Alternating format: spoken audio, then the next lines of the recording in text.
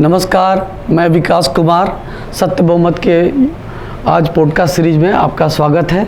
आज हमारे साथ सतदेव चौधरी जी दोबारा उपस्थित हुए हैं, इनका स्वागत करते हैं हम। जी। तो सतदेव चौधरी जी से जो आज सवाल जवाब शुरू करेंगे, उससे पहले एक हमारा वीडियो बताऊं, 2 दिन पहले एक पब्लिश हुआ था। उस वीडियो के ऊपर अवधेश जी आए हुए थे आजमगढ़ से, उनसे खास चर्चा हुई थी सतदेव चौधरी जी की। और उसी वीडियो में एक हमारे जो दर्शक हैं पम्मी प्रिया यादव, उनका एक सवाल था कि क्या भारत में बहुदलीय प्रणाली वाला देश, ये भारत जो है बहुदलीय प्रणाली वाला देश है, शायद वो उनको ऐसा लगता है कि हम 2 दलीय की बात करते हैं, इसलिए वो कह रही हैं कि बहुदलीय प्रणाली वाला देश है। तो सतदेव चौधरी जी उनके सवाल का ये जवाब दीजिए कि क्या बहुदलीय प्रणाली का विरोध करते हैं या समर्थन में, या क्या मतलब कैसे इसको देखते हैं आप? देखिए, भारत की जो राजनीति है विकास जी, वो बहुदलीय प्रणाली की राजनीति है जी, और हम इससे सहमत हैं। मैंने कभी नहीं कहा किसी भी अपनी चर्चा के अंदर जी कि हम 2 दलीय राजनीति के पक्ष में हैं जी, क्योंकि हम लोकतंत्र का सम्मान करते हैं, लोकतंत्र में रहना चाहते हैं जी, और लोकतंत्र के अंदर कोई भी व्यक्ति, कोई भी मतदाता अपना विचार रखकर कोई अपनी राजनीतिक पार्टी बनाना चाहता है, हम उसका स्वागत करते हैं जी। तो ये जो क्या नाम बताया आपने, पम्मी प्रिया यादव जी हैं। पम्मी जी, पम्मी प्रिया यादव। पम्मी प्रिया यादव जी ने जो कमेंट किया है जी, वो ये कहा है जी कि ये संभव, मेरी जो बात है वो संभव जब है जब 2 दलीय राजनीति। बिल्कुल यही बात है जी। मैं इससे सहमत नहीं हूँ, बल्कि पम्मी जी खुद भ्रमित है ये बात बोलकर और मतदाताओं को भी भ्रमित ही रखना चाहती हैं जी। 2 दलीय राजनीति तो आज है जी जी, जब आप 272 सांसदों के बहुमत से सरकार बनाते हो, जो आधे से ज़्यादा है, वो 2 दलीय में ही संभव हो सकता है जी। 2 दलीय में ही संभव हो सकता है ना, 272 सांसदों का बहुमत, नहीं तो कैसे संभव होगा? जब टोटल 543 सांसद हैं जी, तो 272 सांसद तो 2 दलीय में ही संभव होगा, या फिर एक दल ने 272 सांसद लिए और वो भी गठबंधन से लिए, और दूसरे राजनीतिक दल ने 272 नहीं लिए लेकिन वो भी गठबंधन से ही किया, उन्होंने जितने भी सांसद मिले जी। तो गठबंधन की और 2 दलीय राजनीतिक व्यवस्था तो आज के दिन है। जी जी, बिल्कुल ठीक है ना जी। तो हम तो बहुदलीय पार्टी, लेकिन हम सिर्फ ये कहना चाह रहे हैं कि आप 272 सांसदों के बहुमत से सरकार मत बनाइए। सांसदों के बहुमत से सरकार बनाने का कोई कानून, कोई नियम है क्या? पम्मी यादव जी, हमें ये समझाओ पहले तो जी, ये ढूंढ के लाओ जी। बजाय इसके कि ऐसे ही अनुमान से ये कहना शुरू कर दिया कि 2 दलीय पार्टी में ये संभव है। जी जी, 2 दलीय पार्टी में ये संभव नहीं है। 2 दलीय पार्टी में तो आज की राजनीति संभव है कि एक पार्टी 272 लाए, एक पार्टी 272 से कम लाए, लेकिन दोनों के दोनों जैसे मर्जी लाएंगे गठबंधन से सांसदों के बहुमत से ही। ऐसा क्यों है? जी जी जी, ये 2 दलीय पार्टी की बात है, और साथ में एक चीज़ और भी है। लोग किसी भी एक लोकसभा क्षेत्र का उदाहरण लें तो वहाँ भी तो हम ये नहीं कह रहे कि 2 ही उम्मीदवार चुनाव लड़ेंगे। हाँ, सबसे बड़ी बात ये भी है जी कि जब उम्मीदवार के चुनाव में हम 2 उम्मीदवार नहीं खड़े करते हैं, नहीं उम्मीदवार होते हैं, तो उम्मीदवार के क्षेत्र में तो 10, 20, 25, 30, 40, 50 तक उम्मीदवार बनते हैं जी। तो उसमें आधे से ज्यादा वोट आने की तो कोई संभावना है ही नहीं ना। बिल्कुल बिल्कुल। फिर तो बहुमत वो होता है जिसको एक भी सबसे ज्यादा वोट मिले, सबसे ज्यादा वोट मिल जाए जी जी। क्योंकि 75 सालों से, 80 सालों से जी हम सांसदों के चुनाव इसी राजनीतिक आधार के ऊपर करवा रहे हैं कि जिसको सबसे ज्यादा वोट मिल जाए हम उसको प्रतिनिधि मान रहे हैं, अपना जीता हुआ सांसद मानते हैं जी। इसी आधार के ऊपर हमने सत्य बहुमत की विचार बनाया जी कि जब सांसद 543 के 543 सांसद मतदाताओं के बहुमत से जीत सकते हैं और बन सकते हैं, हमारे प्रतिनिधि बन सकते हैं, जिसके अंदर किसी को भी कोई आपत्ति नहीं है जी। तो मुझे भी कोई आपत्ति नहीं है सांसदों के चुनाव जीतने से, के बहुमत से चुनाव जीतने, मतदाताओं के बहुमत से चुनाव जीतने से मुझे कोई आपत्ति नहीं है जी। मुझे आपत्ति ये है कि जब आपने सांसदों का, प्रतिनिधियों का चुनाव तो वोटों के बहुमत से किया, फिर सरकार बनाने के लिए सांसदों का बहुमत क्यों चाहिए? जी जी जी सांसदों सरकार बनाने के लिए भी हम मतदाताओं के बहुमत से सरकार बना सकते हैं, क्यों नहीं बना सकते? बिल्कुल। जब आप इसका तर्क दीजिए ना कि मतदाताओं के बहुमत से सरकार क्यों नहीं बननी चाहिए। बिल्कुल। या ऐसा कहाँ कानून है कि जो सांसदों के बहुमत से ही सरकार बनेगी? ऐसा भी कुछ नहीं है। जी जी। ये तो दबंगी और बाहुबलियों ने सारा ये सिस्टम बना दिया। जी जी जी। तो पम्मी प्रिया यादव जी, जो आपने सवाल किया था उसका जवाब सददेव चौधरी जी ने दिया। और मुझे जहाँ तक लगता है कि हम बहुदलीय प्रणाली का नाम विरोध करते नहीं हैं, हम तो बल्कि आज की व्यवस्था की, इन्होंने कहा कि आज की जो मौजूदा राजनीति है वो उसको ध्यान में रख के बनाई गई है। वो है 272, यानी कि आधे से अधिक का बहुमत तो जब होगा ना जब दो पार्टी होगी। और जबकि एक ऐसी स्थिति भी है कि गठबंधन का ना कोई नियम है ना कोई कानून है, तो फिर वो क्यों होता है? तो बहुत सारे सवाल हैं। इसलिए आप सबसे पहले आप थोड़ा इसके ऊपर चिंतन करिए कि ये बहुमत की क्या कोई परिभाषा कहीं है? अगर नहीं है तो फिर ये सरकार कैसे बनती आ रही है? जी, अगला हम बात करेंगे। मैं देखते हैं कि हमारे देश के प्रधानमंत्री ये बड़ी गर्व से बोलते हैं कि भारत देश का सबसे बड़ा लोकतांत्रिक देश है और भारत लोकतंत्र का जननी है, और कई तरह के लोकतंत्र के ऊपर बखान किए जाते हैं। और दूसरी तरफ हम ये देखते हैं कि ये जो चुनाव होते हैं पूरे देश में, जो लोगों का चुनाव में पार्टिसिपेशन होता है और बहुमत से चुन के प्रधानमंत्री आते हैं। बहुमत से चुन के आते हैं प्रधानमंत्री और वो कहते हैं कि हम 140 करोड़ मतदाताओं का प्रतिनिधित्व करते हैं, 140 करोड़ लोगों का आशीर्वाद मिला होता है।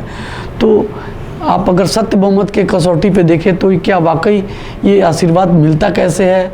जबकि आप कहते हैं कि गठबंधन के बहुमत से सरकार बनती है, तो इसमें आशीर्वाद कैसे मिल रहा है? देखिए, जब प्रधानमंत्री स्वयं जी लोकतांत्रिक राजनीतिक व्यवस्था में विश्वास नहीं रखते हैं जी, या उसकी लोकतंत्र की राजनीतिक व्यवस्था से वो प्रधानमंत्री नहीं बनते हैं जी, तो पूरे देश के अंदर लोकतांत्रिक राजनीतिक व्यवस्था कैसे हो सकती है? जी जी, ये असंभव है। राजनीतिक व्यवस्था के अंदर तो प्रधानमंत्री जो बनते हैं जी, वो जोड़ तोड़ साठ गांठ भ्रष्ट समझौते और इसी तरीके से दबंगी और धन बल का प्रयोग करके जी, भ्रष्टाचारियों को टिकट देकर, अपराधियों को टिकट देकर जी, तो ये प्रधानमंत्री बनते हैं उनके समर्थन से। जी जी, तो ये तो लोकतांत्रिक है ही नहीं, लोकतंत्र है ही नहीं है। जी जी, पूरी राजनीतिक व्यवस्था लोकतांत्रिक नहीं है। जी। सीटों का मेन इसमें है, आंकड़ों का खेल है ये। जब भी तो बोलते हैं कि अगर देश में, भारत में अगर सरकार बनानी है तो उसका रास्ता उत्तर प्रदेश से होके आता है। तो ये क्या है? आप एक तरफ कह रहे हैं कि वोट का बहुमत चाहिए, तो अगर वोट का चाहिए तो क्या किसी एक राज्य से आप वोट लेकर के सरकार बना पाएंगे आप? ये तो जुमलेबाजी है जी, बोलने को जो मर्जी बोले जाओ। नहीं, आज के समय में जो आज सरकार बहुमत में नहीं बनी है, गठबंधन के सारे जो सरकार टिकी हुई है वो उस बात को समझ रही है कि हमने यूपी से हमारा नहीं गुजरा, हमारा सफ़र जो है ना यूपी में कम रहा, कम दूरी तय करी हमने, इसीलिए हम आज गठबंधन पे टिके हुए हैं। अगर जो 80 सीटों में से, जैसे पिछली बार 2014 का ले, 19 का ले हैं, उसमें करीब 70-72 सीटें जो आईं, तो उसकी वजह से सरकार बनाने में सफलता हासिल हुई। तो क्या वोटों के बहुमत के आधार पे अगर चुनाव बने तो क्या ऐसी मजबूरी होगी, ऐसी कोई बाध्यता होगी क्या, किसी एक राज्य से होकर गुजरना पड़ेगा? आज के दिन तो विकास जी जी, प्रधानमंत्री बनने के लिए गुजरात से गुजरना पड़ेगा। आज आपको यूपी की आवश्यकता नहीं है जी।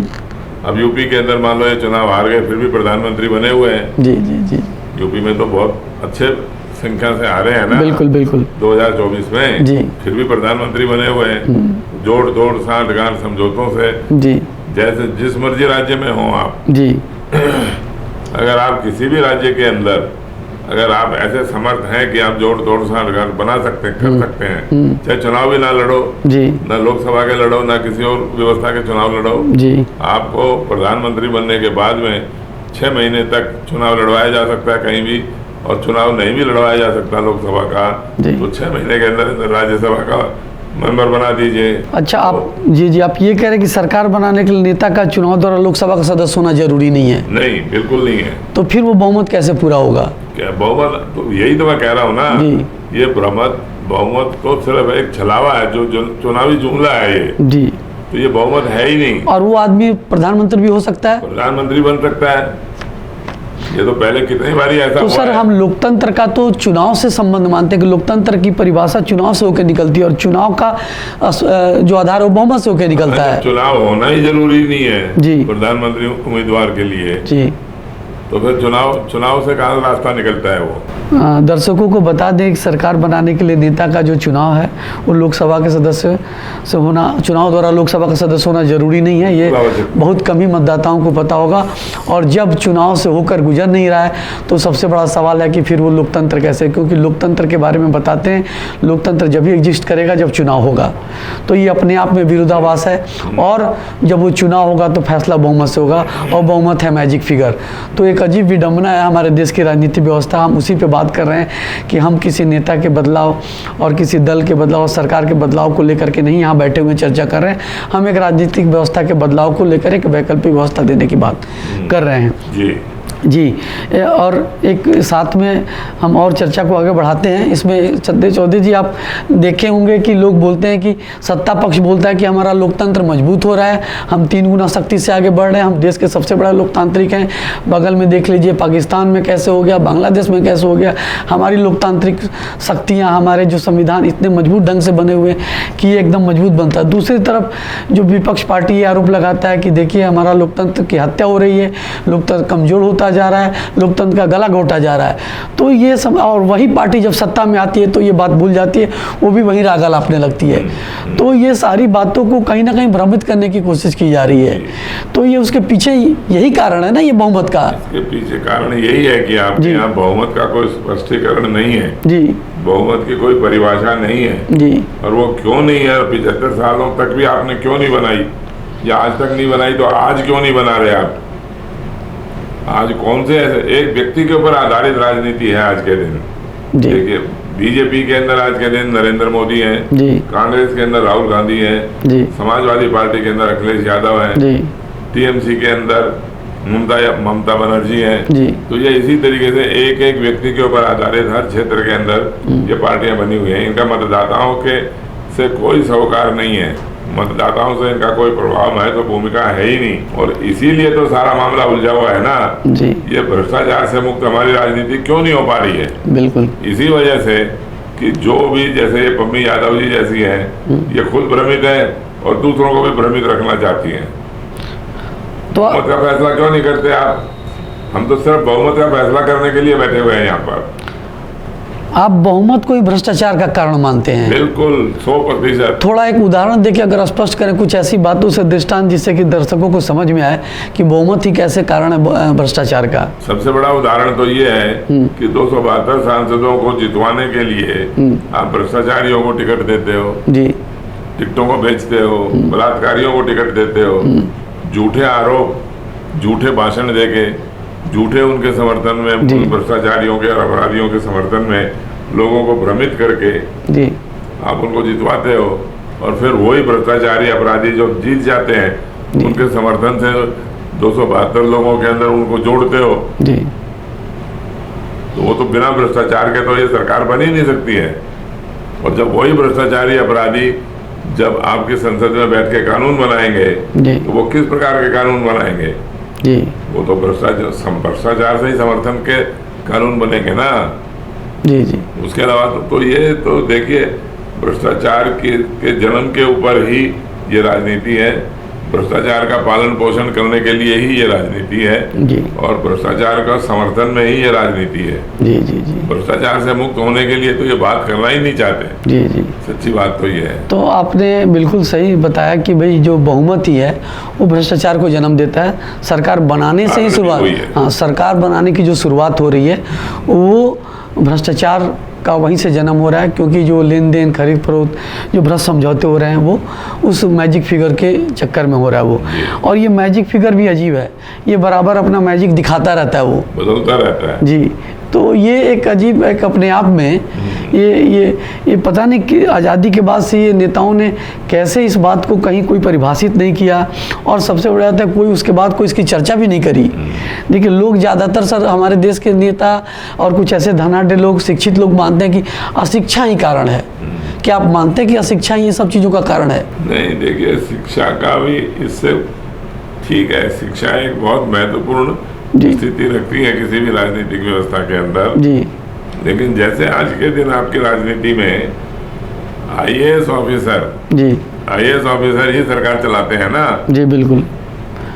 तो वो जब आईएएस ऑफिसर से ज़्यादा पढ़ी लिखी शिक्षा कहाँ है, मेरे को ये भी बता दीजिए। बिल्कुल। आईएएस तो सबसे ज़्यादा शिक्षित है ना, लेकिन एक भी आईएएस ऑफिसर ऐसा बता दो जो पक्षपात और भेदभाव से ग्रस्त ना हो। जी जी बिल्कुल बिल्कुल। वो अगर चाहते तो भ्रष्टाचार का कभी भी विरोध करके इस व्यवस्था को ठीक कर सकते थे। बिल्कुल सही कह रहे हैं। ठीक नहीं किया उन्होंने। अभी वो भी उसी भ्रष्ट राजनीति में लिप्त हो गए। बिल्कुल, कहीं ना कहीं वो सत्ता पक्ष का साथ देते नजर आते हैं। अभी जो हिंडनबर्ग की रिपोर्ट आई है, जो अध्यक्ष हैं सेबी की, उनके ऊपर भी आरोप लग रहा है कि उन्होंने कैसे अपने पक्षपात किया वहाँ, और जो जितने इन्वेस्टर्स हैं उनके साथ कैसे घपला घोटाला हुआ एक शेयर स्टॉक मार्केट में। सेबी में देख लो जी, वहाँ तो जो उनके अध्यक्ष हैं जी, वो तो सब आईएएस ऑफिसरों से ही तो बिल्कुल जो वहाँ पे प्लानिंग में हैं, जो लोग बैठे हुए नीति निर्धारण में, वो सारी आईएएस क्लास वन रैंक के ही होते हैं वो सारे। बिल्कुल, सरकार को समर्थन नहीं दे रहे हैं। बिल्कुल बिल्कुल। और जब वो आवाज़ उठती है तो सरकार कहीं ना कहीं इधर उधर उसको लीपापोती करने की कोशिश करती है। बिल्कुल, ये शिक्षा ठीक है, एक माध्यम है एक अच्छी व्यवस्था बनाने का। जी जी। लेकिन खाली शिक्षा से आप राजनीति ठीक नहीं कर सकते। जी जी जी, ये पक्की बात है। जी। तो सर ये एक चीज़, अब जब जिस तरीके की जिस बहुमत की आप बात कर रहे हैं उसमें आप कह रहे हैं कि वोटों के बहुमत से, तो जब वोटों का बहुमत का देखें तो उसमें हर पार्टी अपने वोट गिनेगी, तो चाहे जितने भी उम्मीदवार उसने खड़े किए हो, चाहे जीते हों या हारे हों। यानी कि सतदेव चौधरी का कहना है कि जो मतदाता जीत गए और जो हार गए, राजनीति में तो विकास जी हारे हुए उम्मीदवारों का जी और हारे हुए मतदाताओं का, उनके वोट का कोई महत्व है ही। मैं उसी पे आ रहा हूँ सर। जो आप कह रहे हैं कि जो हारे हुए उम्मीदवार हैं और जो जीते हुए उम्मीदवार हैं, पार्टी अगर उन दोनों वोटों को गिने तो मैं समझता हूँ कि जो सदन में तो सारे जीते हुए उम्मीदवार पहुंचे होते हैं, और जो जीते हुए उम्मीदवार पहुंचते हैं उनके वोट एक तरफ कर दिया जाए और जितने हार गए उनके वोट अगर गिन लिए जाए तो मुझे लगता है कि हारे हुए के पास ज्यादा वोट होना चाहिए। वोट होंगे ही। तो इसका मतलब स्वाभाविक है। इसका मतलब पूरा हाउस ही अल्पमत में है क्या? फिर 100%। जब हाउस ही अल्पमत में है तो बहुमत क्या चीज है? बहुमत में तो ये सरकार है ही नहीं। जी जी जी जी। मतलब इसका और एक आंकड़ा तैयार करवा देते हैं 2024 के जो चुनाव हुए हैं। जी जी। इसके अंदर हर उम्मीदवार जो जीता है जी, वो कितने वोटों से जीता है, ये हम एक उसका शीट बना लेते हैं। बिल्कुल, हाँ, उस डाटा उस बिल्कुल आंकड़ों के आधार पे होंगे तो एक प्रामाणिकता होगी उस बात की। पढ़े और जीते हुए वालों को कितने वोट मिले जी, और फिर हारे हुए वालों को कितने वोट मिले जी, तो आपको पता लग जाएगा। बिल्कुल बिल्कुल। ये तो कोई ऐसा रॉकेट साइंस नहीं है। बिल्कुल ठीक है। तो एक और इस बात में से बात एक जुड़ती है कि सरकार बनाने के लिए आप कहते हैं कि मतदाता की भूमिका चुनाव में होती है, ठीक है, सरकार बनाने में तो सॉरी सांसद बनाने में, लेकिन मैं सत्य बहुमत के हिसाब से बात करूं तो आप कहते हैं सरकार बनाने में भूमिका होती है, सरकार चुनाव में उनकी भूमिका होती है, लेकिन सरकार जब बन जाएगी उसके पश्चात मतदाताओं की भूमिका कैसे वो प्रभावशाली बनी रहेगी? क्योंकि हर बार जब भी चुनाव होंगे जी, मतदाताओं के बहुमत से ही होंगे चुनाव जी, ठीक है ना। तो आपको मतदाताओं के अधिकारों का, मतदाताओं को शिक्षित करना, मतदाताओं के कल्याण की बात करना जी, तो हर नेता की मजबूरी होगी, उसका लक्ष्य यही होगा सिर्फ कि हमारे अपने देश के जो मतदाता हैं उनको शक्तिशाली बनाया जाए। शक्तिशाली तो मतदाता होंगे ना जी। जब मतदाताओं के बहुमत से सरकार बनेगी तो नेता शक्तिशाली नहीं होगा, शक्तिशाली तो मतदाता होगा। और कभी भी चुनाव मान लो बीच में भी हो सकते हैं, मिड टर्म पोल भी हो सकते हैं, हाँ बिल्कुल, जरूरी थोड़ी है कि सरकार 5 साल का ठेका ले ले। बिल्कुल नहीं। आज की जो मौजूदा राजनीति में मतलब अल्पमत में आने की अगर ऐसी स्थिति बनती है तो गठबंधन बाहर से समर्थन कई तरह का हो जाता है, सरकार बन जाती है। वैसे में मतदाता का तो जो लोकतांत्रिक अधिकार है वो तो छीन जाता है ना। तो लोकतंत्र तो कमजोर होता नजर आ रहा है। लेकिन तो ठीक इसी तरीके से मैं सत्य बहुमत की राजनीति में बात करूं, वहां भी तो सरकार एक बार बन गई, फिर कैसे उसको कंट्रोल मतदाता कैसे करेगा वहां? एक बार सरकार बन जाने के बाद में जी, जब तक आप मतदाताओं के शक्तिशाली बनाने की बात नहीं करोगे, ये सरकार कभी भी दोबारा से अल्पमत में और गिर सकती है जी। आपको दोबारा फिर मतदाताओं के बहुमत से ही सरकार बनानी पड़ेगी जी। हमारे को सांसदों के खरीद फरोख्त, टिकट बेचना, बलात्कारियों को टिकट देना, भ्रष्टाचारियों को टिकट देना, ये नहीं होगा। धन बल के आधार के ऊपर आप मतदाताओं को नहीं खरीद सकते जी। आज के दिन आप 10% मतदाताओं को धन बल के लालच से आप अपने पक्ष में कर सकते हो, सरकार बना सकते हो जी। लेकिन मतदाताओं के बहुमत से जब सत्य बहुमत की राजनीति चलेगी तो सत्य बहुमत की राजनीति में आप 90 करोड़ वोटर हैं, 90 करोड़ वोटरों को कितना पैसा दोगे आप? जी जी बिल्कुल, ज्यादा बहुमत लेने के लिए नहीं कर सकते। ठीक। लेकिन मान लीजिए एक स्थिति 1% लेके चलता हूँ, मतदाताओं के बहुमत सत्य बहुमत से सरकार बन गई। बनने के बाद मान लीजिए उस नेता जो प्रधानमंत्री के पद पे बैठा हुआ व्यक्ति है, कहीं उसका कुछ दिमाग में कुछ ऐसी बातें आई, कुछ ऐसी बातें करने लग गया जिससे समाज और देश में हित में, तो फिर जनता पे कैसे उसको, चूंकि वो तो चुनी हुई सरकार अब तो 5 साल पहले वो जा नहीं सकती, तो कोई उसमें कोई विकल्प है आपके पास जिसमें कि? बिल्कुल। उसके साथ में देखिए, जब मतदाताओं को ऐसा लगता है कि हमने जिसको चुना जी वो निरंकुश है जी, या हमारे लिए परोपकारी नहीं है, कल्याणकारी नहीं है। अभी जैसे मतदाताओं को, किसान मतदाताओं को लगा ये बिल ठीक नहीं है, लेकिन सरकार ने क्या किया, थोड़ा इधर उधर घुमा करके कैसे उसको मैनेज किया जी। सरकार तो ऐसी कोई, किसी सांसद ने कुछ नहीं बोला जी। तो ऐसी स्थिति अगर मतदाताओं को लगती है सत्य बहुमत में, तो फिर क्या उसको जैसे लगे कि नहीं जी मजबूत बना रहा है लोकतंत्र, फिर भी उसके लिए देखिए सबसे पहली बात तो ये है कि दो कानून जो आपने बना रखे हैं आज के दिन जी, जो हमारी राजनीति के नेताओं ने, जो अपने आप को पता नहीं कितना देश प्रेमी और देशभक्त नेता मानते हैं जी, जो सबसे बड़े भ्रष्टाचारी हैं। एक तो उन्होंने विप का कानून बना रखा है जी, एक उन्होंने दल बदल का कानून बना रखा है जी। ये सत्य बहुमत की सरकार बनते ही ये दोनों के दोनों कानून हम खत्म कर देंगे जी। तो विप का कोई ऑर्डर नहीं होगा, सब स्वतंत्र मतदाता होंगे, स्वतंत्र ही सांसद होंगे जी जी। और कोई दल बदल कानून भी खत्म हो जाएगा जी। तो किसी पार्टी का भी सांसद किसी पार्टी के बिल के विरोध में या उसके पक्ष में अपना समर्थन दे सकता है जी। तो ये सब बातें खत्म हो जाएंगी, तो एक सच्चा लोकतंत्र होगा, सच्चा बहुमत होगा। और कुछ लोग भी, कुछ सांसद अगर ये कहते हैं जी कि ये सरकार ठीक नहीं है जी, तो आप उस सरकार को हटा दीजिए, सरकार को हटा के दोबारा चुनाव करवा दो, दोबारा चुनाव करवा के फिर मतदाताओं के बहुमत से सरकार बनेगी, तो मतदाता भी शक्तिशाली होगा और इन नेताओं के ऊपर भी निरंकुश लगेगा जी जी। ये हो ही नहीं सकता कि सत्य बहुमत की राजनीति के अंदर कोई भी नेता अपनी मनमानी या बिना किसी से सलाह करे, बात करे, कोई भी कानून थोप देगा लोगों के ऊपर। तो आज के कार्यक्रम में हमने सतदेव चौधरी से कुछ एक दर्शक का भी सवाल लिया और मौजूदा राजनीतिक व्यवस्था सत्य बहुमत की राजनीति में कैसे फ़र्क है और क्या अंतर है, कैसे एक अच्छी व्यवस्था मिलेगी, उस पर कई सवालों के जवाब मिले और हमें लगता है कि दर्शकों को ये पसंद आएगा। आज के कार्यक्रम में सतदेव चौधरी आपका बहुत बहुत धन्यवाद जी।